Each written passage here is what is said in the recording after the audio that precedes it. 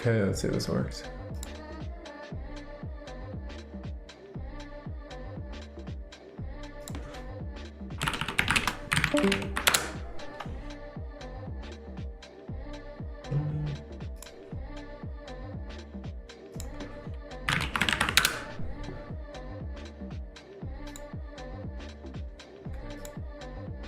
Oh, perfect, we're live.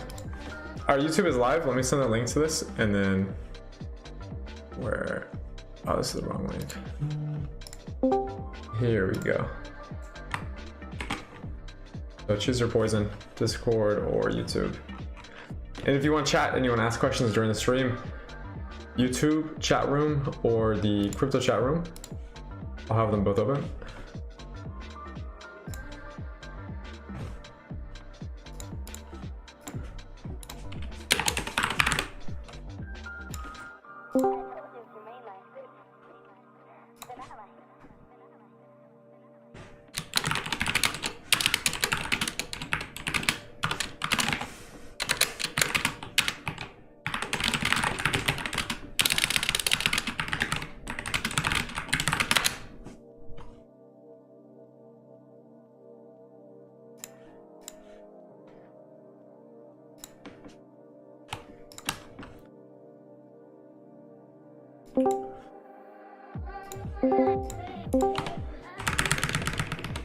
If you do in fact join on the YouTube side, drop a like, drop a comment so I know who's actually joining over there.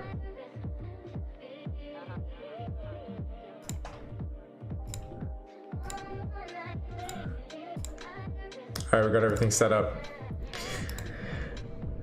I will wait, what do we got, maybe 5 minutes.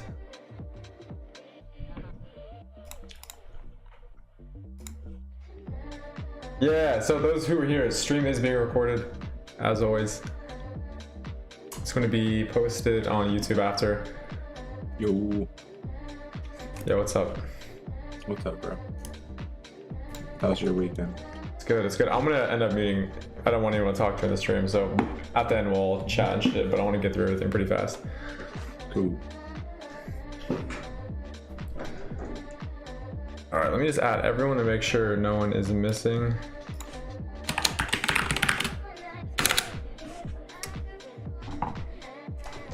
So we'll get through the main topics that I want to talk about first.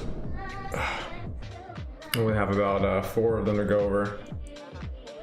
That should take less than 30 minutes, and then after that we'll get into group questions. I'll open up everyone's mic. You guys can ask all of the burning questions that you have.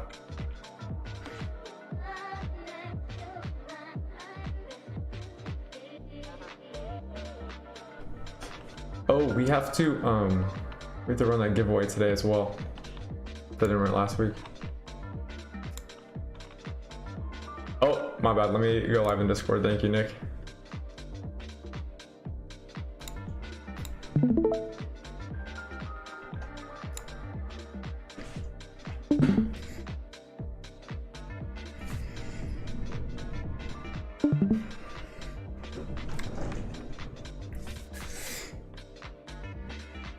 All right, we'll start now. All right, guys, May 8th, new stream. We got a lot to talk about today. Markets have been doing pretty much exactly what we've been talking about for the last 2 weeks now. I've been talking about the bear markets. You guys can go back to the last stream where I started shilling tether dominance and how this can actually be one of the the top signals of the market. As tether dominance breaks out, we all know what comes next. We have been sitting at almost double the duration at 5% dominance without redeployment yet. We had one redeployment in March, actually, which we took heavy advantage of. If you remember March, you remember how it was one of our biggest months since the year even began. Redeployment began, and unfortunately, everyone redeployed back into stables after that, after they made their quick gains in that month span. And we are now sitting at, as of how many hours ago?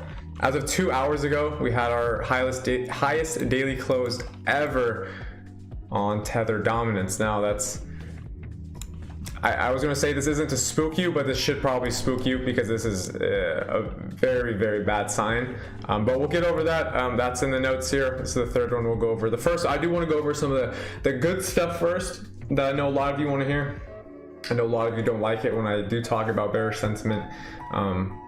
Most likely because you're probably over deployed and you don't have enough cash in your account. But that is where we're at in the moment, where we are in that cash saving method. You should be trying to stockpile cash as much as you can. A lot of people ask me at the lows is, they ask me, like, is this where we should be redeploying into the market? Absolutely fucking not. Definitely do not think that that's the play whatsoever. You probably saw Twitter 2 or 3 weeks ago. Everyone was trying to buy 40K. They tried to buy 38K, and now they're down 10% on all their equity. Very bad sign, and I still think it's very bad. There's a few good things though, and this can bleed into Monday, Tuesday, Wednesday of the week starting, and I think we all know what I'm about to talk about here. We're going to go over the massive gap that was just produced. I want to go over the good about this gap right now, and then I'll talk about the bad. So there is a good bullish sentiment that I know people want to hear about on the CME gap. So as this opened up recently, we did produce probably one of the largest gaps we've seen, but a 4.5% gap to the downside. This is just from CME future close to CME future open, right? It's a 2-day span, May 6th to May 8th. It's closed, and then we reopen. As we reopened, massive downturn. So S&P 500 futures, ES futures also gapped down pretty hard, but this was double, actually triple the severity of the gap down. So really, really bad gap down on futures. However, as we know, consistently in the future, these gaps, especially the CME gaps on Bitcoin futures, tend to fill again. The good thing about this gap is the fill would be amazing, nearly 6% to the upside here. That's the good part, right? The good part is I am looking at short-term bullish sentiment in the event of filling this gap. Long-term, the macro structure still extremely bullish, as I've been stating pretty much every single stream, and we'll get into the pretty much the basis of that bearish sentiment when we look at tether dominance here soon. So that's the bullish sentiment. The very micro bullish sentiment is the event of relief bounce into a potential gap fill. That's the good part. Here comes the bad part about the gap fill, and I hope many people who did hear about the CME gap on futures looked left a little bit, because if we look left a little bit, we can see something that happened previously in the past when we had a pretty severe gap up like this, right? The previous gap up we saw that was at a severity as this one was back in July, right? July, when we had the bottom out in the market, tether dominance at 5%, pretty much a very similar situation we have now. Tether dominance at 5% right now. Tether dominance is at 5% in July, and we had this nice 6% gap up. The gap never filled though, right? The gap took over 182 days, as you can see I plotted on my screen here, to actually fill. The reason I'm bringing this up as the bad point is because this does prove that these gaps don't need to fill immediately, but over time, this is where we look for fuel in the market again to get those relief bounces. So as you can see, 180, we get the massive gap up, a beautiful day here. I mean, the gap produced well over a 20% bounce in less than 30 hours, right? And obviously, this took us back to all-time highs. So this gap was very important. However, it took a very long time to come all the way back. As you can see though, when the gap did fill, it produced a relief bounce. And this was the exact point where many were longing into the CME gap fill. And it produced a nice, I want to say probably 15% here. This is double 15%, over 35% move. So these gaps aren't to be messed with. CME future gaps do show a lot of demand in the market. The last bear gap down we had, bull gap up, bull gap up, bull gap up, small gap down. I want to say this is probably the last one we had. Going into December, we did have pretty much almost identical gap down that we had last time. That 4% gap down, which was filled the subsequent 2 to 3 days. And this is where you look for those relief bounces. So this is the micro bull structure, right? As you try to get in, we'll go back to where we're at right now. As you try to find that bottom play into the gap fill, and then the continuation of trend again. Does everyone understand this gap fill ideology? As we can see in the past, we had a very similar gap fill, or at least gap creation to the upside. Took almost 200 days to fill this gap, but as it was filled, it was a very, very high zone of demand. As you can see, tapped the zone, instant tweezer bottom into a plus 35% move in about less than a month here, about 15 days. So I suspect the same thing here, a nice gap fill, but again, the gap fill is indicative of trend continuation, and trend continuation in this event is to the downside. So micro bull into gap fill and then back into macro sentiment, which is bearish until we find our next fuel. So whenever CME gap, if there's any questions, let me know what questions you have about it right now. Someone said, so we should keep selling our crypto holdings. Absolutely. I mean, I've been saying this, actually, the guy who asked that question just joined today, so I guess you wouldn't know this, but we're talking about this. The markets are bearish, the structures are bearish. I personally hate being a bear. I'm not going to emotional trade and try to trade a bias. That's not my intuition. You'll lose a lot of money trying to counter trade your intuition, so trust yourself. If you're bearish, stay bearish. I mean, we were bearish at the highs. We were bearish back at, you can look back in Crypto Archive when we were posting about these bear posts. We had the bearish divergence. It's played out consistently. I think we're down 12% since then. I still think there's a lot of downside here. I think there's a lot of people that are still trying to long these bottoms. At least whenever I sign into Twitter, I see people still trying to go long consistently, and it's disgusting how much money they're losing right now. But micro bull only into the event of trying to fill this gap, and in the event the gap is even filled, I don't think there's continuation to the upside at all, and I think we still trend down until we find fuel for the next point to mark up, right? In the event that we mark up in price, we need fuel. We've pretty much taken out this entire range here. This entire range of fuel has been, almost all of it has been taken out, right? This entire range up move was already used as fuel for this markup phase here. This markup phase pretty much drained all of the fuel that we would have used for a better move. So I don't think that there's any fuel at these levels yet. We have to search lower, right? We're already in the previous gap fill. This gap fill, having previous orders that weren't filled, they've already filled. So this level holds no more value to me anymore. As you can see, we're trading within the zone right now. Zero value within this gap. I think it's all of the orders that were previously here to fill have been filled, and it produced the markup phase, and now we have to look for a lower level. And I'm going to go over why I actually have this blue zone here as the lower level that I think that will find our final point of fuel for maybe the last relief bounce before maybe 30K breaks under, right? Because once we get to 30K, a lot can happen, as we know that there's a lot of big players on the line with margin call orders between 20,000 and 30,000. We don't know exactly where the margin call orders are, but it gets a little tricky down that range. You know, we still have a 10% down range to play and well over 15% to the upside before we hit another bearish order block for fuel to the downside again.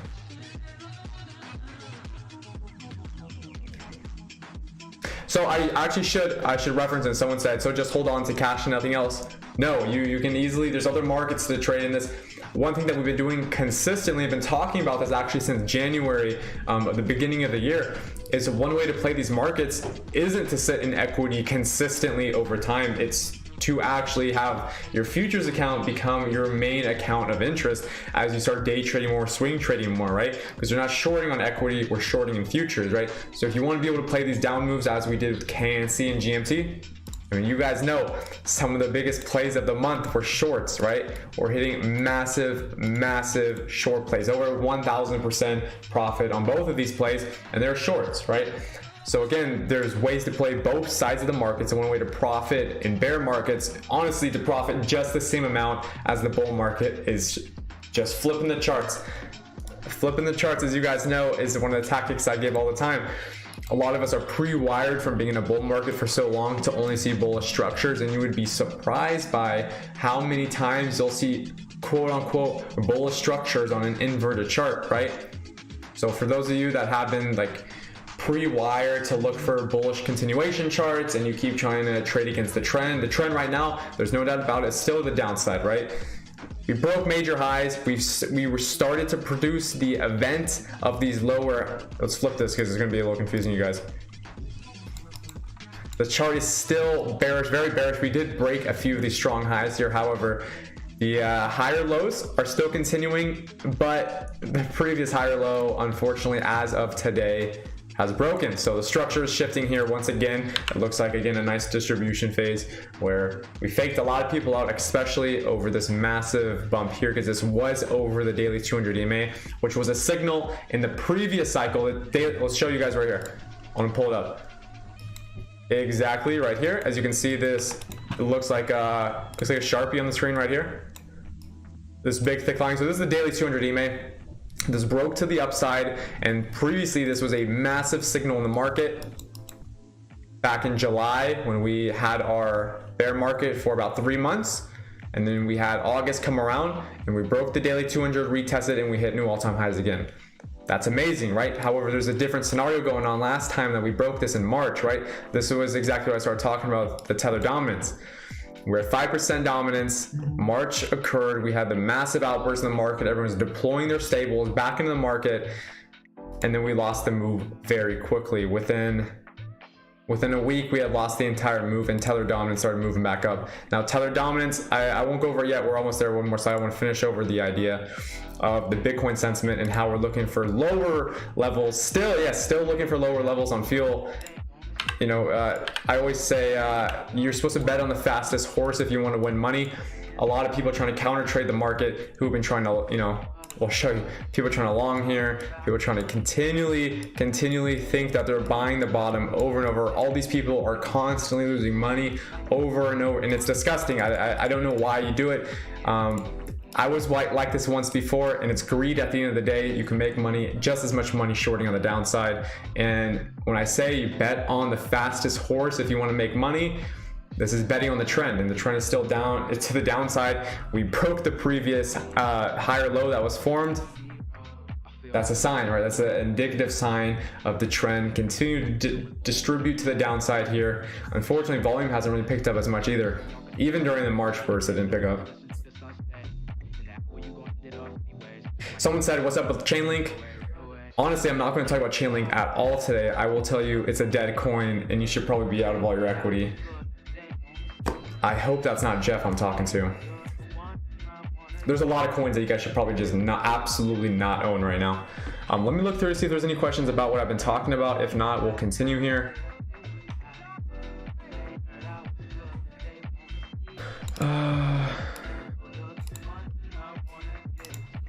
I don't see anything in here that's, if you guys have a question that's like immediate on the information I'm talking about now, at me, because I don't see anything relevant that I need to talk about. All right, looks like there's nothing relevant. So that's it, guys. I still think that we're looking for lower prices on the downside right now. And personally, this is going to be kind of a meme level, but 30K, flat 30K, this is previously where the last down move was created before we came to all-time highs, and it was never retested again. I think there's still a lot of orders here. I think this is where the true the relief pump that people are looking for is going to be at this level, right? I know it's kind of like the do or die level, the lowest level since July, pretty much an entire year ago. Hopefully we have a few months now until July. We got June next month in July, so 2 months until we actually come to a full year round turn until these levels hit. So I'll be looking at the 30K level, right? And the reason that 30K matches up a lot with my thesis here is this is the last down move before the all-time high. That was never retested. Plus, there's a bunch of daily fair value gaps that are in this zone here. As you can see, I have them already plotted out here. These are actually aren't on the daily time frame. I should change this up. This one is on the daily, and this is the mid zone of both of them. So the exact numbers, I should write these out for you guys. 32. Oh wait. Hold on. We gotta change something real quick.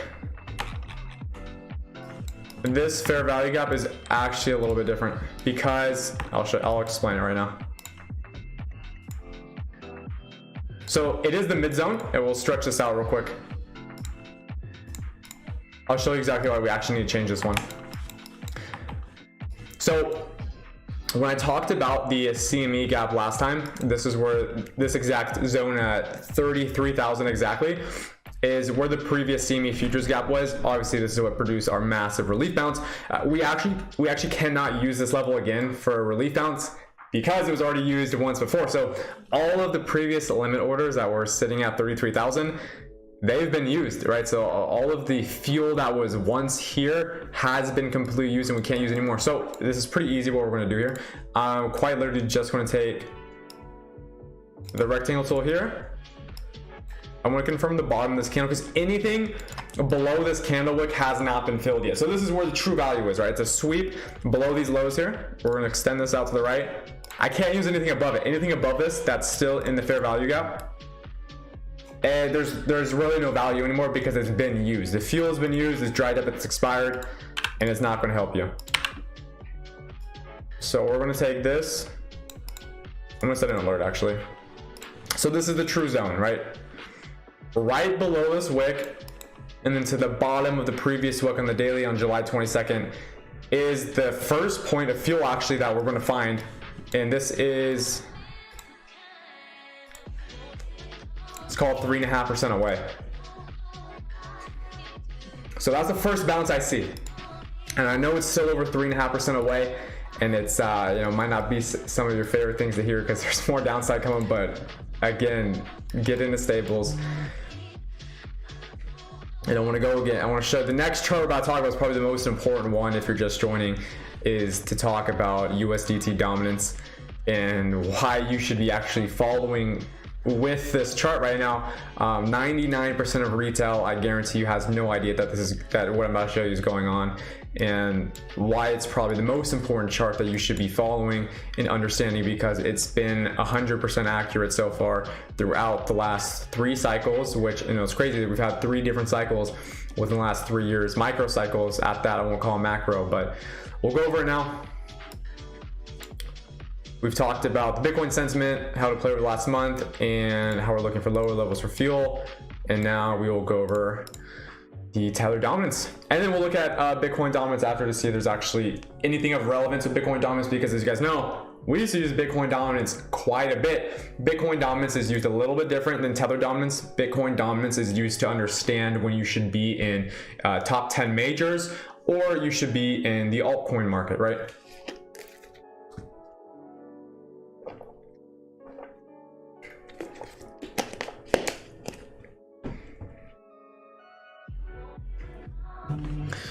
If there's any questions on the last half, let me know immediately and add me in the Discord and I'll answer it. But let's get into the real juice. All right, let's get into the real juice here. USDT dominance.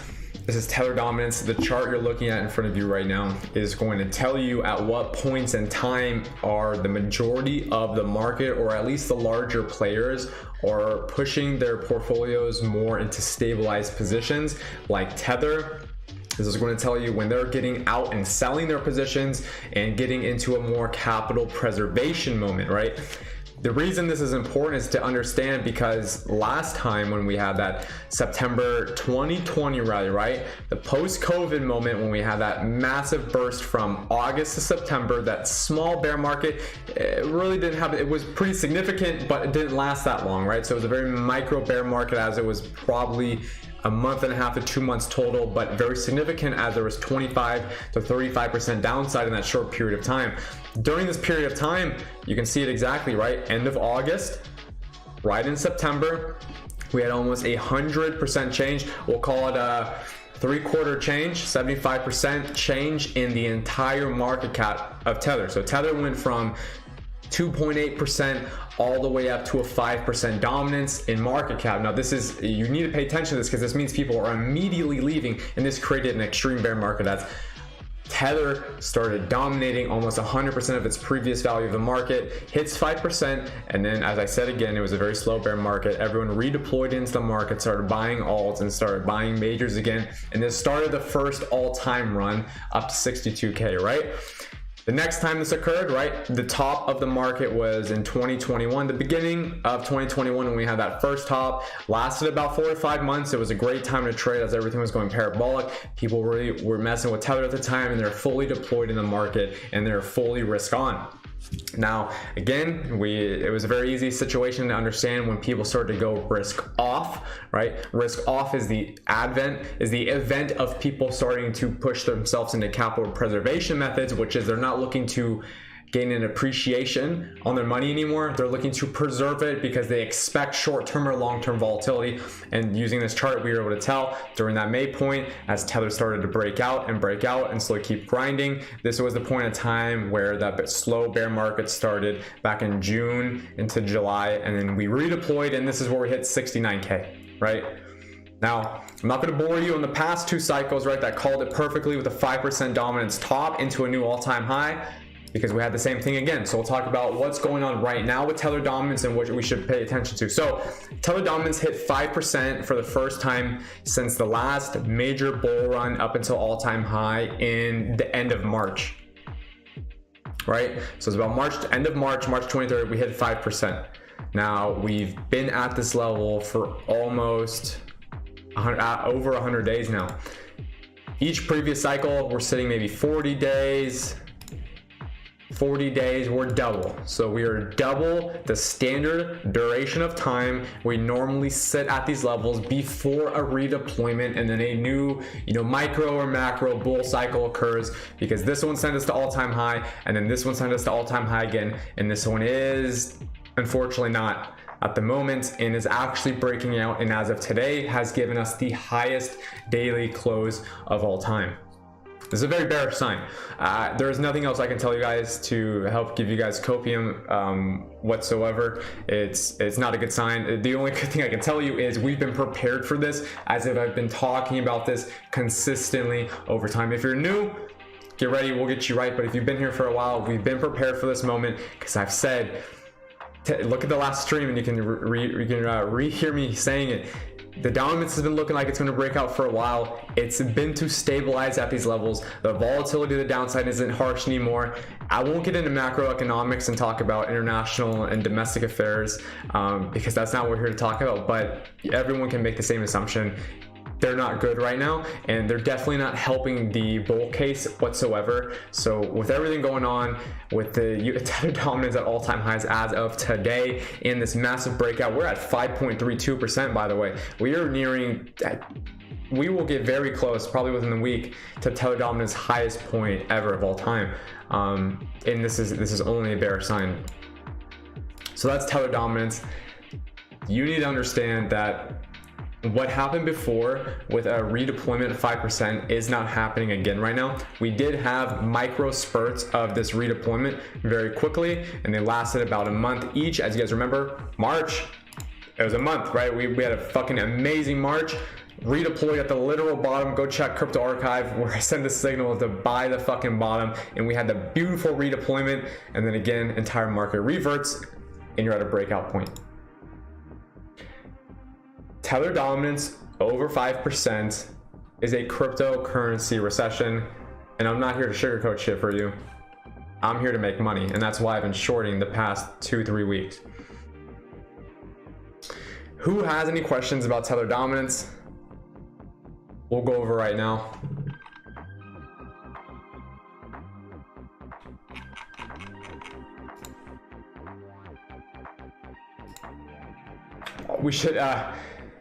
We should also definitely talk about, I see someone post about SPX. I mean, yeah, S&P 500 and SPX is not looking good.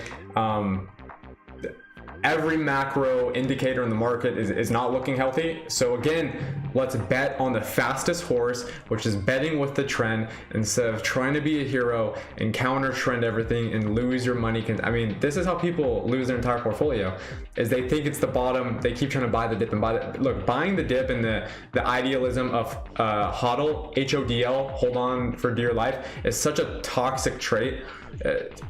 There's no, do not hodl. You're burning your money in the hopes of the depreciation to stop at one point and the appreciation to 10x, 50x, whatever it was. A very idiotic method to make money, and definitely not risk secure whatsoever.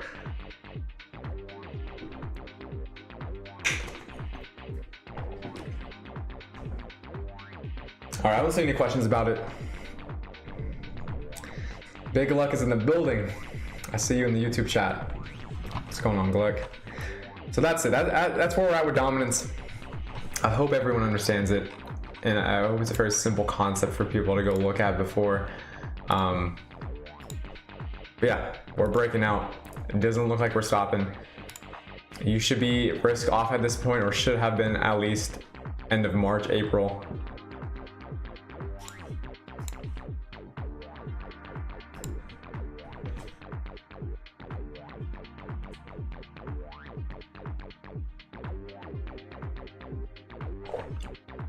All right, we'll move on to the next one. I just thought we should probably talk about dominance, tether dominance, because it seems like I'm the only person talking about tether dominance. I would love for someone to show me someone else that's going over tether dominance, because someone showed me this in the Discord. I forgot who it was. Bless your soul. You guys showed me it quite a bit ago, and it's been an amazing indicator for us to use. Someone said, when you say redeployment, is that when we should start looking at buying spike? No, when I say, I'm not even referencing you buying it. Whenever I reference redeployment, I mean tether dominance hits such a severe level that typically over time, this is when the entire market starts to redeploy their stables, right? We're at the same point that this indicator was being used before, and this indicator, or at least this level, is not an indicator. This chart has given us the literal bottom signal for all cycles that were relevant in the last 3 years. Every cycle that was relevant in the last 3 years, this gave you the Pico bottom signal. And here we are again, crypto recession here. It's already started. The crypto recession has already began.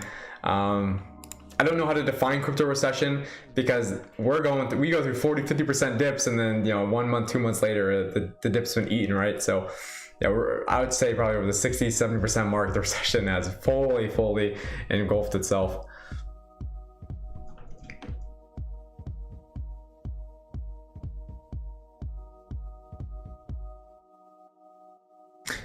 Should I wait to buy some crypto? I hope you're here in the beginning. If you were here in the beginning and you asked that question, God help you. But yes, I'm not going to tell you to wait. I'm going to tell you what I'm doing. I'm not buying. We made our buys in March, made a fuck ton of money off the Pico bottom, and I'll always show that, because god damn, I've given you guys the bottom 3 years in a row now, and it's been beautiful. I'm not buying right now. I'll tell you again when I'm buying. I'll put out another massive list as soon as I start buying again. Definitely not a buyer right now in this market. I'm definitely a futures trader though. We'll do micro bull bounces, and we'll play the short side, of course. But I think it's a very idiotic play to continually buy equity into these levels when there really is no fuel. I mean, where's the fuel for your longs? Where's the fuel for your longs? It's not here. The fuel for your longs is at 30K, and then you're at do or die levels. I mean, if you're buying equity now in hopes of a relief bounce, you're looking at an over 10% correction in majors. That's 20, 25, 30% loss on your altcoin equity.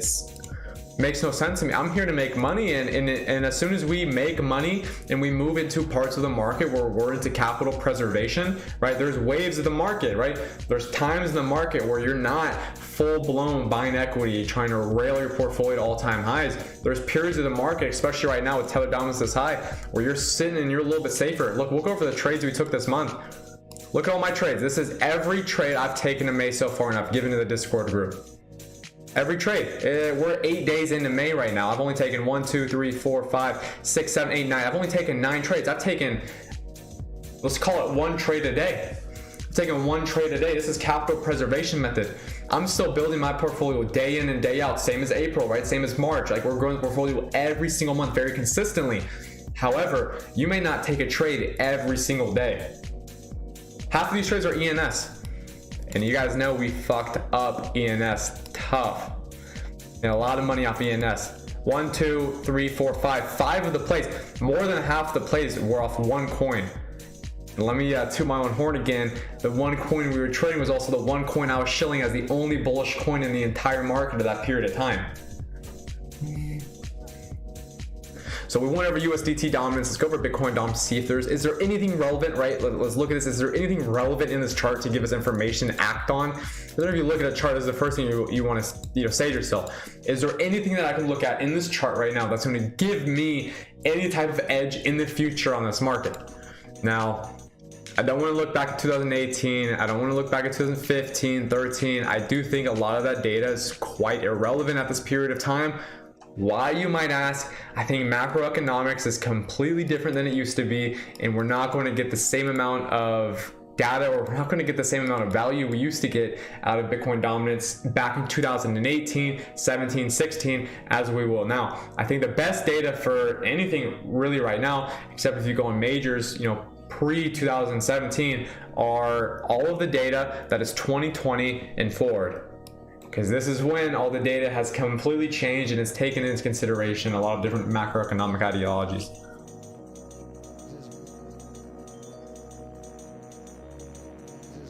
I see one question came through. Let me read it. He said, what do you think about USDT dominance and increasing amount of USDT? There was significantly more USDT in circulation as opposed to 2 years ago. Do you think supply is fueling the dominance? Yeah, that could absolutely be one of the reasons. I mean, I also do think that, I don't want to say Tether's a scam, but I think we all know the, you know, devious methods going over at the Tether Foundation. And yeah, if the supply for Tether continually increases and they keep minting Tether and placing it in the market, obviously this is going to take up a lot more of the market cap slowly over time. I mean, I don't know what Tether dominance is, the third largest market cap, so it will take a while. They're not minting, you know, 500 billion a day, right? We're not pushing the market cap double every month with the amount they're minting. But yes, you are correct. The amount that the Tether Foundation is minting and putting into circulation does help fuel the dominance. But it's another good idea because from 2020 to 2022 right now, although Tether was being minted at the exact same rate for the past 3 years, that Tether was getting eaten up very fast and was still losing dominance because there was a lot of value in the markets to not be deployed in USDT, but to be deployed in majors and altcoins. So it's good to see it now, but if the markets do get a lot more risk off, the Tether getting minted at the treasury will continually fuel this dominance. And, you know, I don't want to say we see 10%, but that's Great Depression, you know, doubling up on dominance here. Anyways, let's go back to Bitcoin dominance. Is there anything in here that we can deduce? I said this last stream back in April. There was not much that we can actually deduce from specifically the Bitcoin market dominance chart right now. Previously, we've used this as an amazing indicator on how to understand when you should be selling your Bitcoin and getting into altcoins to better swing trade the market as major slowdown and the alt season starts. I had a picture in here that helped illustrate this a little bit more. I'll pull this up. I'll let you guys look at the screen. Let me pull this up because for some of you, this will help bring all these ideas together. I usually have it on here. I think I took it off because it was a little too big. Here it is.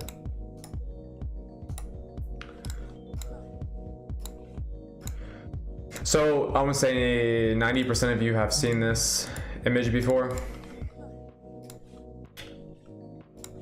And this image, if you want to use it to its, if you want to get the most value out of this path to alt season chart, one thing that we found in the group using this together was we could use Bitcoin dominance as an indicator on when people are getting out of Bitcoin and getting into other altcoins, right? And this can be a signifying event of when people are starting to think Bitcoin is a little overvalued and they want to get into higher value, maybe higher risk assets to better transition in the market, right? And this has happened many times that you could go back for yourself and back test this theory. When Bitcoin dominance gets near that 48% mark, it's getting overheated, quantified to the rest of the market, relative to the rest of the market. Bitcoin overheats at these periods of time. People start to sell off their Bitcoin, right? Or swap in altcoins. And this is where you get that, phase 1 to phase 3 and the path to alt season starts at the 48% mark. However, the dominance has given you no information for 100 days. I can't make this up. I mean, the dominance has been at the exact same rate, let's call it 42% average, for over 100 days. We're not able to deduce much from this. The only thing that I can say from this is the markets are getting even. This is a risk off event. This is another bearish event that I see here. As this falls, I definitely see Bitcoin losing its favorable value in the market. As we get towards the downside, this obviously means that we're seeing the market cap relative to the total crypto market cap for Bitcoin reduce even more. So about 41% of the total crypto market cap is currently made up of Bitcoin. As this chart drops, or as price drops on this chart, less Bitcoin is taking up the majority of the dominance. For maybe one main reason, as we all know, as I just showed you, it's the Tether dominance is taking up more and more of it. Tether dominance is up. This is going to be 0.8% in the last 3 days. Excuse me. And Bitcoin dominance is down just about 1% in a fairly similar amount of time. So it adds up. The Bitcoin dominance is losing the Tether dominance. Very risk-off event. When you see altcoins dying and when you see Tether dominance going up and you see Bitcoin dominance going down, very, very bearish event. This means people are selling their Bitcoin, people are selling their altcoins because altcoins are bloody right now. There's not many altcoins that are actually above the daily 200, TRX and ENS, maybe 2 of them, but these are the 2 that we're trading, bless God. Right, when you see all these events occurring together, you can't have any other thesis on the market besides bearish continuation. Okay, so we're done with that, and we can go over how long we've been streaming for. I don't know how long the stream is. We've been streaming for 40 minutes. Damn it, we went over the 30. All right, let's do this quick. May trades. I don't gotta say much. Go back and fact check the trades. We're at 100%. Haven't lost a single trade this month. Bless God. What else can I say? We did this last month. We did this the month before. February, I was off. Took a hit in February, but came back. So 100% this month so far. Not too many trades. Average is about a trade a day. What else are you gonna say? So beautiful month on futures so far. I'm still looking at more trades. I don't have too many things that are on my menu right now because, except for Bitcoin, right? Bitcoin is the main thing I'm watching. Bitcoin's pretty much all I'm watching right now because of this, potential micro bullish event to refill this CME futures gap. I do think Bitcoin is breaking lows. Yeah, Bitcoin's already broken the lows here. I mean, this is, again, the amount of people that came in and saw this gap, right, and started longing for the gap immediately without any additional information on the market, like what I gave you with the lower levels that we're looking for fuel. I mean, again, if you're looking for a markup phase, you need fuel for markup. All of this phase right here, this markup phase, which was beginning of March to end of March, guess what? This entire markup phase was from the fuel built within this range. You had fuel built and you had the breakout. Well, what are you expecting at these lows? What fuel are you grabbing? I already told you the demand here is gone. I told you the demand in this gap is gone already. It's been used, it's been drained. The markup phase from that gap's already been filled. You got one more, which is at the lower lows, and this is a 10% drop still. That's where the last fuel is, and it's at the do or die level. So again, I said again, we're bearish. I said this last stream, I say it again. I told some of my homies this weekend it was bearish. I don't know what to say. I don't like being bearish, but I like being right. And for as long as we've been bearish for, we've been correct. So trade your intuition, don't fade yourself. Trade the trend. I know there's people in this Discord who are fading everything I say and they're trying to buy this dip and getting absolutely destroyed. I feel bad for you guys, but please bet on the fastest horse.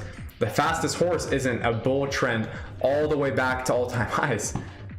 So save yourself and save some of your sanity by stop trying to long every dip we have here. Have a plan and a strategy.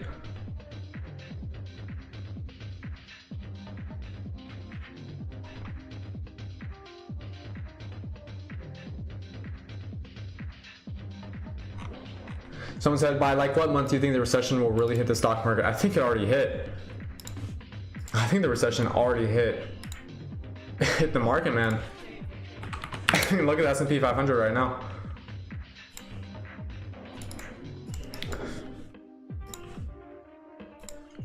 I mean, S&P is down well over 12% in a month. S&P is down 16% since all-time highs. And keep into perspective here that the March run up on the S&P 500 to break the relative highs was when crypto was doing the exact same thing with dominance, and then we lost the entire move. I feel bad for the ones that want to keep buying. I think that when we have specific events that occur, could make you more macro bullish. I don't see them occurring just yet. You got a lot of levels to reclaim. You got a lot of levels to reclaim before you can start talking about, you know, bullish macro structure once more.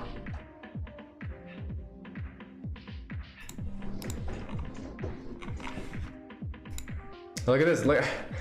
Let's go to the 50 minute. You can see on the stream as we've been talking about the bear structure, the dump is occurring. The dump is commencing once more.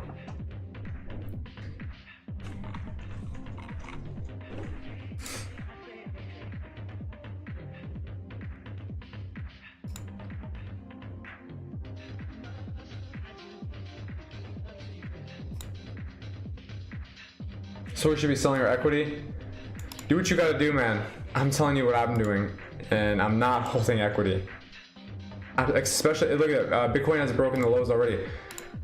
You know how many people longed, try longing the bottom here, and they're getting absolutely obliterated once more.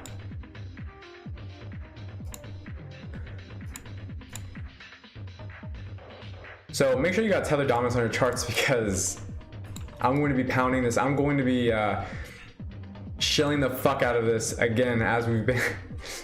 If we're correct about this crypto recession again, you're never going to hear the end of it from me. If you lose money trying to fade the opinions that me and my team have had in the last 2 months here, God bless. Most of you probably have your accounts liquidated at this point if you tried fading us.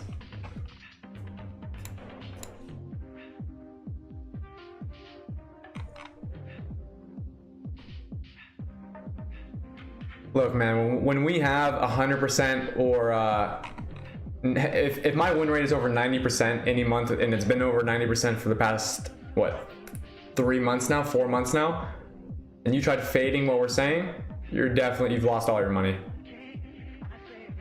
So continue to go buy the dip without a plan. Be my guest. You're my exit liquidity at the end of the day.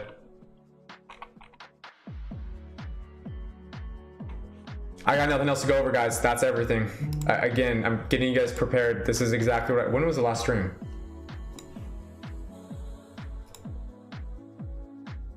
I got you guys fully dude. April 18th. I got you guys fully prepared. I got you guys fully prepared on April 18th.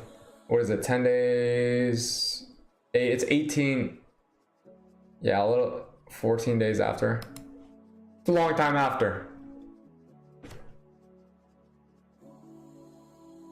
It's a long time after. You guys were prepared. Stay ready, is all I gotta say. Only time I faded Playboy was on ENS. The unfortunate part about your fade on ENS was you did get the top right. However, what was it? 1, 2, 3, 4. The 5 next limits all printed, and I mean, hopefully didn't. Hard to fade limits. I don't know. You put a short limit at the limit instead, it would destroy you. But that was the only decent one.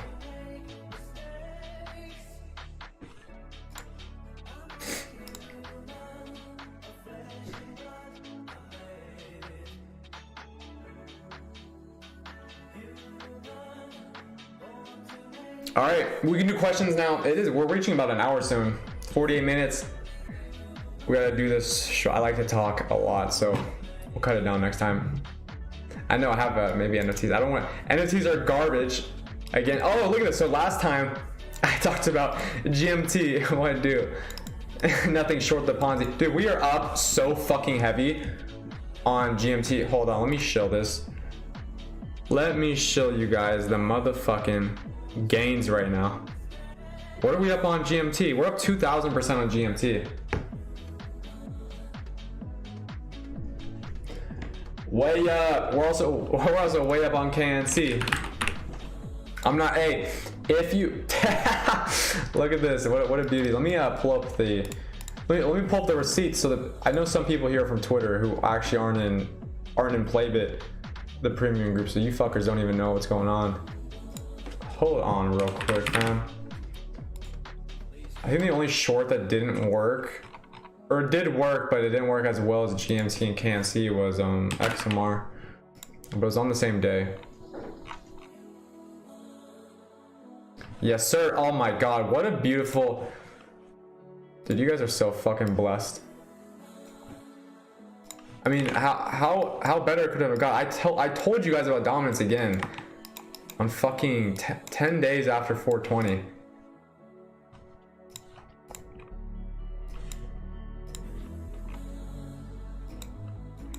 I fucking told you guys. The dominance again, I told you on the 18th, I tell you on the 30th. Dominance is approaching danger levels. You guys can read it yourself. I talk about this every stream, blah blah. Y'all read it. Short KNC, GMT, XMR. KNC down 53%. Made fucking racks off this play. Anyways, we won't toot our own horn anymore. If you're not in the group, you already know where to sign up. I don't have to shill shit to you guys. Luna is dying, by the way. Absolutely fandangoed. It's over for Luna. Is UST depegged?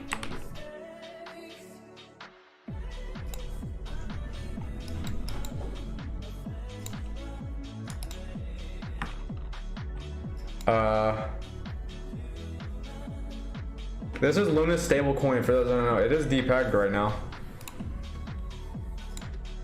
It's depegged 0.5%.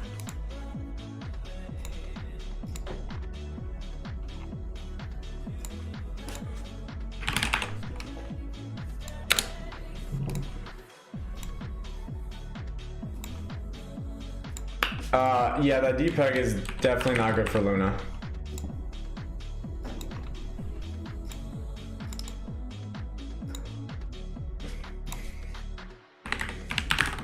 There's probably a bunch of fade plays that we can take in here. Yeah, I think TRB was top gainer to fade.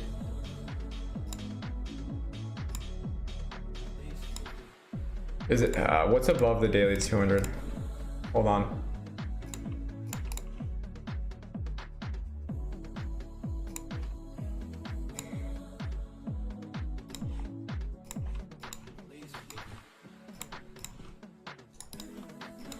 Oh, let me figure out what's above. I think it's TRX. Yeah, TRX is actually well above.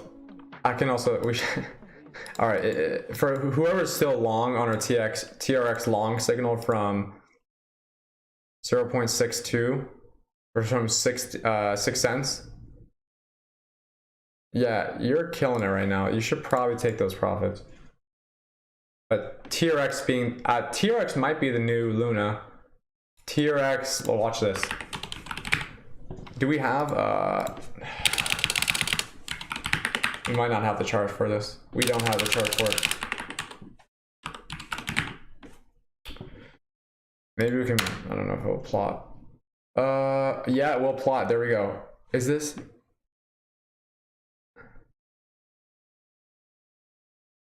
I don't know if this is actually what I'm looking for. No, what the fuck is this, bro?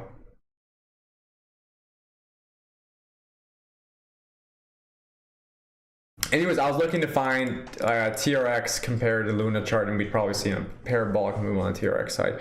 Justin Sun announced you can stake Tron for it makes me laugh just saying it. You can stake Tron for 30%. We'll fucking see, bro. We'll fucking see, Justin. TRX is riding off the hype of a stablecoin. Yeah, yes and no. I mean, it also had one of the most bullish charts in the fucking game that I gave to you guys before the fucking move. Whoop-de-dee. Let me shill it again. I'll show you guys the post. You guys might get tired of me shilling these old plays, but look, I might not send out 30 trades a day, but I'm gonna give you guys the best fucking trades possible I can find. I do see some people complaining that you don't send out enough trades. Like, you want 100% win rate or not? Right? You want to be above the 90% win rate threshold? Yeah, you take the best fucking plays. You don't take all the shit fucking altcoin breakout retest plays you find. You'll learn that very fast. You trade where you can, not where you want. Because you want to trade everything. You shouldn't. So someone, if whoever asked me about TRX, I can go over the TRX play. I can go over the TRX play. Someone asked me about it. The main question I get about these charts is how I identify the weak low, strong high, and then how I identify where to enter. We could go over this very fast if anyone wants to know. It's very simple. Also, I have a diagram I can show you guys.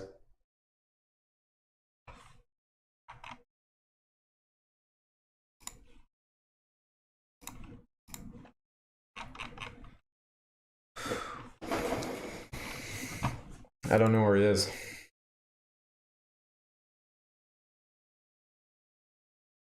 We'll go over it right now anyways without him here.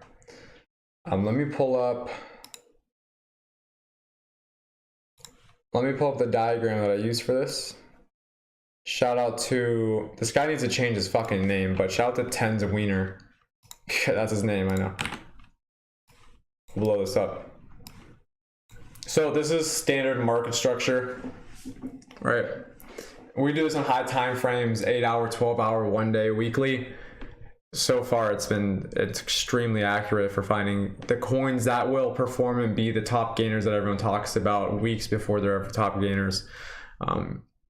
I can post the Google link for this inside of the Discord so you guys can look at the infographics I have and whatnot, but I'll go over real fast. The main thing that you're looking for here is you're looking for an event at which these strong highs, and the way that you're defining strong high is on the event that one of the lower lows becomes broken, the high before that becomes the strong high because it's what produced the supply in order to break the low. So the breakup structure to the downside from the recent high becomes a strong high after it breaks to the downside. And it's very simple to understand what this means. As you can see, strong high, break to the downside, strong high, here's the low. If it breaks the low, it's strong. Here's the low, if it breaks the low, it's strong. Right? And the reason that this is important is because at the time where this stops becoming the case, here's the recent high. If it breaks this low, this is a strong high. This low is going to become weak. This did not happen. So this is where this is at a point in time where you want to start paying attention, right? Here's the recent low, the wick lows, probably low fair value gaps or order blocks here. As you can see, a ton of buyers here. Who knows why? Doesn't matter. We trade the charts. You got the weak high, right? Why weak high? No new lows being broken. Breaker structure to the downside did not occur, right? And this low ended up producing the demand in order to break the last strong high. So you can break the last strong high. You have now broken market structure and trend is shifting because previous trend was completely down there. You can't deny this. The reason the trend shifted here was because you break the previous strong high. We're going to come back down, find liquidity. Do not break the lows. Do not break the strong lows. They're strong lows for a reason. It's in the name. It's strong. If you break the strong lows, they're not strong anymore, and the analysis is invalid. Did not break the strong lows. Produced those lower lows, right, or the higher lows. So in the event, now you're producing a bullish structure. You're potentially changing the dynamic of this high time frame structure. And as you can see, we had entered right. Bada bing, bada boom, right there. Right there. So we did enter like 48 hours before the news came out. I swear I'm not an insider trader. Justin Sun did not call me and tell me this. Beautiful enough. That's how we played it. We did this with Bitcoin. We did this with ENS.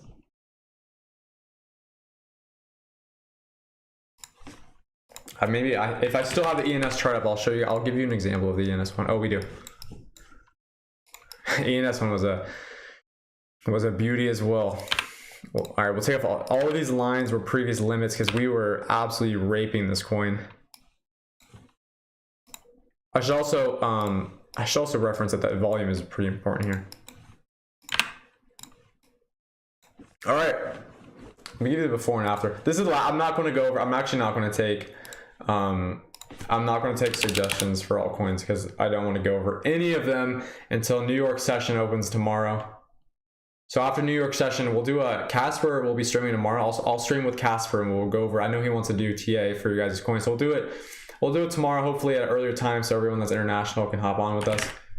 But I don't want to go over any of your guys' coins because I literally do not care about any altcoins right now.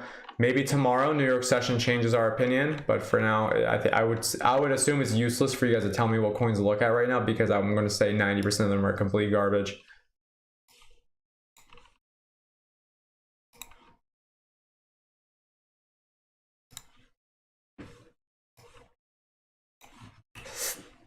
All right, so here's the formation for ENS. Exact same thing. We were looking for to be fair on this play, we did take the longest a little bit earlier before the key level break at the strong highs.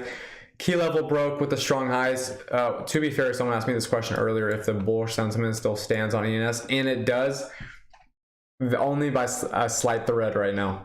So key level to break, confirm the highs, is the strong high wick. Bada bing, bada boom. You broke it, right? I told you guys where ENS is going to sell off at after the break of structure. Look back, I said this before anything ever happened. I even made a note. Second major sell off after the break of structure, 27.50. Look, man, I can't tell the future, but we can trade charts here. So this is the second major sell zone. Sold off, actually definitely sold off a lot more than I thought it was going to sell off here. However, every single bounce you see, we hit every single bounce here. So profits on the downside equate exactly to how much you were able to make from the limit orders here. So technically this ENS chart is still in its bullish formation. I know it's weird to say that after this massive dump, but we have not broken those higher lows yet, right? Because you're going to have, let's mark these out. Your low, low, higher, higher, higher, no break. If it doesn't break, don't change the thesis. So we are very, very close to breaking that, unfortunately. So the thesis could be invalidated within the next 12 hours. But that's how we played ENS. That's how we hit TRX. TRX is actually the strongest coin in the market. Hit it. ENS, been the strongest coin for, what was it, 3 weeks until it had its crash. Hit the entire run. So we'll do this again. I unfortunately don't have any coins to bring you today that I've redone analysis on to find high time frame structures that do look like they're getting ready to break out into a long formation, probably for good reason. As I'm saying, we've been extremely bearish. Is New York the best session to trade in? I think so. I also think that it brings a lot of good data to you. Now I'm gonna give you guys this last piece of it because I want to go soon.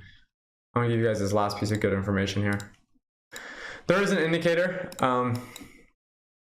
that can show you the different events that can occur through different sessions. As you can see, New York session on May 5th was your massive distribution. Tokyo in a flat, London distribute the lowers, New York pick it up, Tokyo flat, London distribute the top, and then New York, and then split frame. There is a period of no trading between the New York and Tokyo session distribute. So you can go through these sessions and figure out which ones are more volatile. As crypto traders, we do want volatility. London and the New York overlaps tends to be very volatile, as there's double the amount of orders in the market. You can go back and look at all the periods where you get London, New York overlap, and it gets very volatile. London, New York overlap into distribution, London, New York overlap, you get some massive moves. So I think New York is probably one of the best sessions to trade post the London session, as then you can make up your mind as whatever occurred in the London session will then, you'll have your accumulation or distribution from that phase.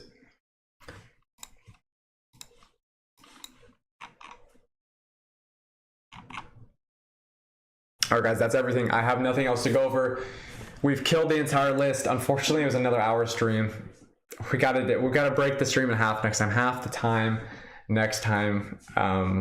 We'll get through it. But love talking about the shit. So thanks for tuning in, guys. I hope you took some valuable information away. I hope you're ready to react. I hope you guys understand where we're at. If you sat here through the entire hour stream and you have no idea what my sentiment is on the market or what you should be doing right now, go back and watch it, for the love of God. I try to make it as plain as day and as clear as day as possible.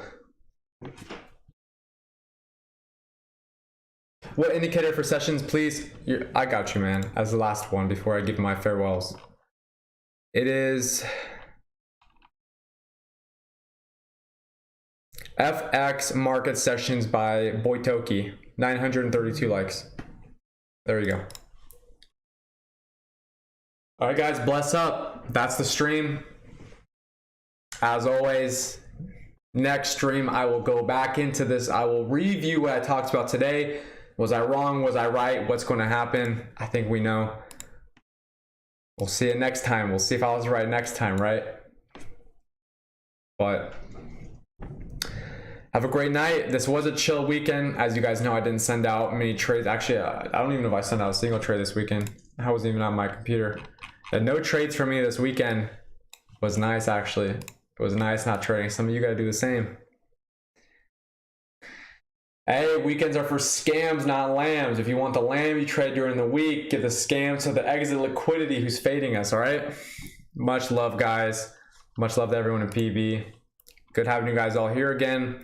I want to plan to be there tomorrow at Casper, and we'll run it up. If you haven't been to a Casper stream, come on by. We do have differing opinions at times, so it's great to see two different perspectives of how to trade. Other than that, have a great night, have a blessed Sunday, and happy Mother's Day if you're out there and you're a mother listening. If not, go give your mother a hug today. Peace out, guys. Much love.